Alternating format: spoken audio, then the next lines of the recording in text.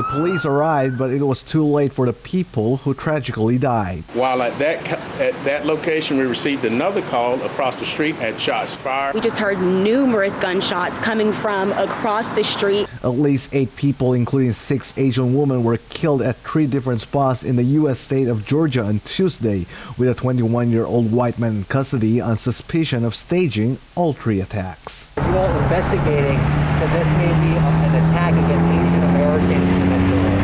Well, nothing's going to be ruled out. Police said it's too early yet to say whether it was a hate crime, but it's definitely recognized a spike in reports of violence against Asian Americans across the country. I know that Asian Americans are very concerned. None of us should ever be silent in the face of any form of hate. Tragically, hate crimes against Asian Americans have skyrocketed. Even as overall hate crimes fell in 2020, hate crimes against Asian Americans in major U.S. cities grew nearly 150%, and since the early days of the COVID-19 pandemic, it has already at least 3,795 reported related incidents. This is one of the more violent tragedies in a string of about 3,800 hate incidents and crimes against Asian Americans, 68% of them women.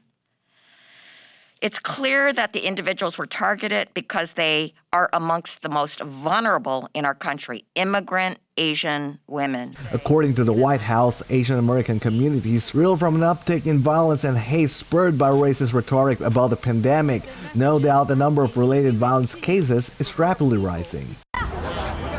Like this elder Asian woman was recently attacked by white men on Market Street in San Francisco, but the woman fought back after being punched in the eye and leaving the man with injuries that required a trip to the hospital. In Oakland, a man walked up behind a 91-year-old man and threw him to the ground. Asian females and elder people often become the target, and more similar cases was seen on streets. This was driven by hate. The hatred against Asians on streets in the U.S. is triggered by the pandemic, but the real problem is that even the pandemic is over, those racial attacks would not easily end.